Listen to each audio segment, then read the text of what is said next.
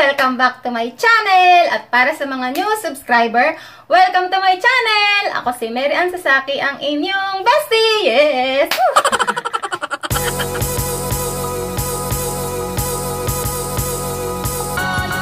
So, and for today's video ay isi-share ko sa inyo yung ginagamit kong UV sunscreen protection. At ang Biore Aqua Rich Watery Gel with SPF 50 PA++++. SPF 50+ pa siya mga bestie. Ito siya. Yan. O, diba? Yan, Biore. So, ito ay 3 months ko nang nagagamit and isi-share ko sa inyo yung kanyang benefits at yung aking naramdaman sa aking paggamit nito mga besties. Alam nyo ba, dati hindi talaga ako gumagamit ng sunscreen protection bago ako mag-makeup. Ang ginagamit ko lang skincare lotion, tsaka yun nga yung parang toner, yun lang, and then foundation na.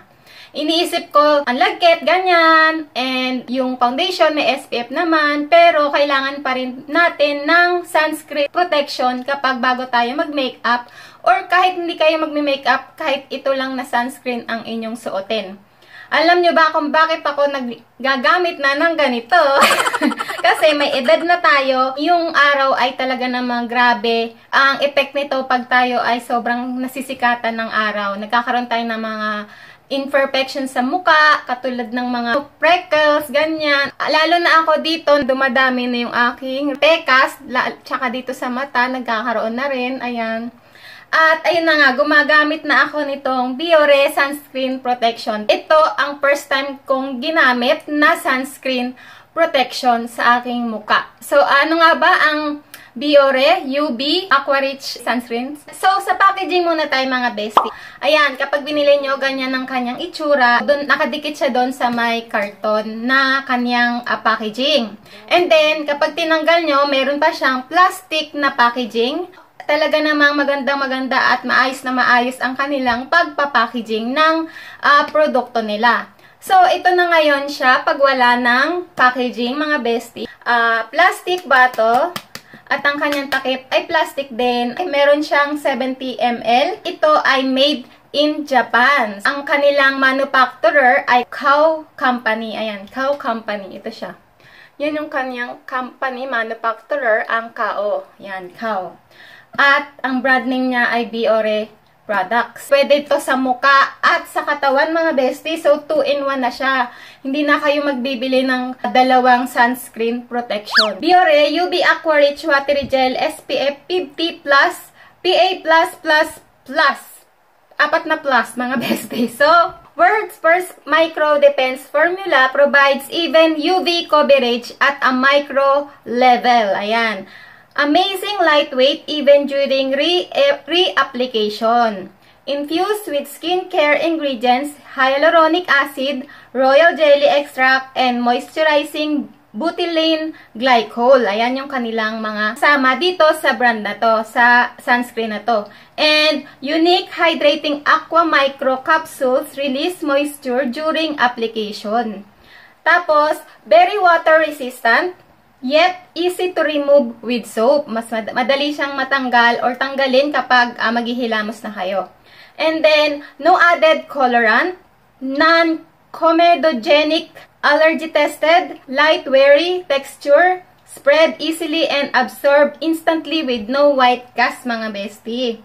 Tapos, suitable for use as makeup base. Tama siya. Lightweight, tama. Non-sticky, tama. And smooth texture, tama din. And for face and body. Tama yung kanyang mga sinasabi dito sa kanyang description. So, kapag ginamit nyo to, talaga namang ang ganda niya at madali siyang matuyo sa muka dahil nga ginamit ko na siya for 3 months. At ito yung kanyang itsura kapag binuksan nyo nga pala. Ayan. Maganda yung kanyang packaging kasi pointed dito. Hindi siya natatapon. Hindi maluwag yung kanyang, yung labasan ng product. So, ito yung kanyang product mga bestie. Yan. So, ayan siya. Medyo runny yan siya ng konti. Yan, ang kanyang product. Tapos, kapag in-spread nyo, yan. Medyo watery nga siya, pero hindi siya malagkit. At ang maganda dito, nakaka-tone up siya ng skin.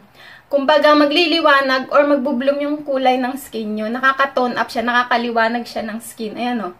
Tingnan nyo yung kamay kong isa, tsaka yung isa. Lumiwanag, nagliwanag yung kulay ng kamay ko. Ayan, tuyo na siya. At tsaka hindi siya malagkit. Ito yung nagustuhan ko dito, hindi malagkit.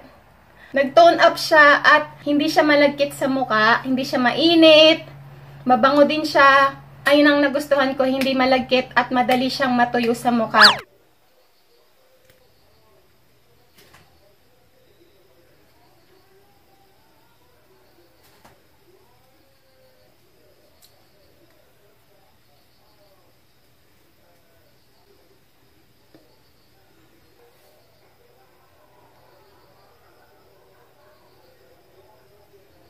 So, meron siyang instant bright or nakaka-tone up talaga siya ng skin. And meron siyang glow, 'di ba? Yan na. Wala. Ayan. Madali din siyang matuyo. Hindi siya managkit. Ayan. Ganda.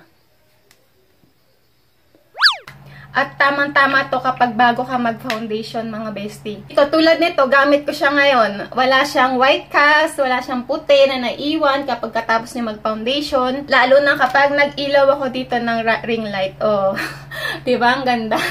Ang puti-puti ko tingnan, pero kapag wala yan siya, oh, natural. Maire-recommend ko to sa inyo. Kapag naghahanap kayo ng sunscreen, lalo na sa atin sa Pinas, napakainit, baka merong ganito dyan sa Shopee, sa Lazada, sa SM, kahit saan man, sa online shop, marami na dyan, made in Japan, ganyan. Ito, ang ire-recommend ko sa inyo. So, ano nga ba ang hindi ko nagustuhan dito sa Biore? Siyempre, meron akong hindi nagustuhan dito, mga bestie. Sa sinasabi niya na for face and body, sa face, okay na okay to para sa akin. Wala akong naging problema sa mukha ko. Walang tumubong something sa mukha ko. Pero mga bestie, nung una kasi, naglagay ako sa braso. Dito. Naglagay ako, syempre excited, di ba? Hindi ko nung mga pangatlong gamit ko na, pangatlong beses ko nang nagamit, nagkakaroon ako ng rashes. Nagkaka-rashes ako dito na parang bungang araw, mga bestie. Ayun, papakita ko sa inyo ang itsura ng aking braso ng paggamit ko nito. Yan. Parang bungang araw. Medyo mahapdi siya kapag naaarawan.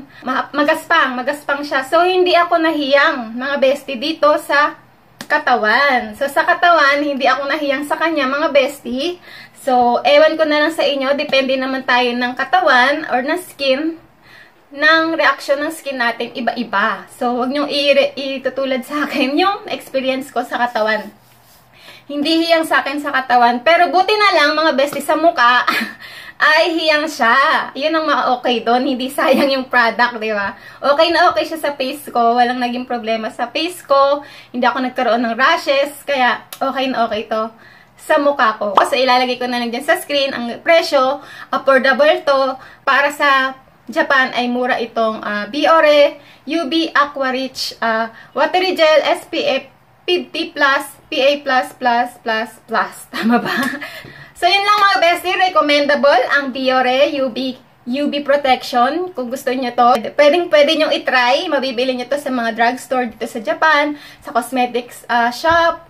Mabibili nyo to, mga bestie. So, idadagdag ko lang, ginagamit ko to araw-araw sa trabaho ko, 5 days a week. And then, kapag sa bahay naman, hindi ako naglalagay, parang pinapahinga ko yung face ko. Pero sabi nila, kahit sa bahay din, maglagay din. So, ayun. Pero pag lalabas na ako ngayon ng bahay, tapos pag-aalis, mamamalengke, naglalagay na talaga ako nito.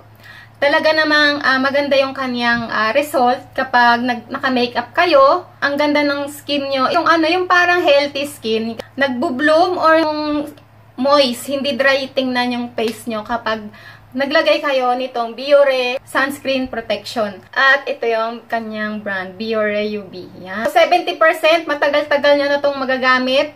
Lalo na sa akin, sa mukha lang siya na hiyang. 3 months, magpo 4 months na siya ngayon. Kaya talagang tipid na tipid tong gamitin. Sayang nga lang hindi siya nahiyang sa aking braso.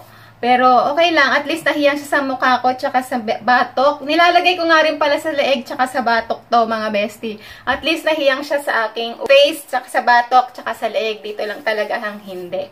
So yan lang mga bestie ang video ko for today. Kung nagustuhan niya, please give me a thumbs up and subscribe to my channel. So see you again on my next one. Bye!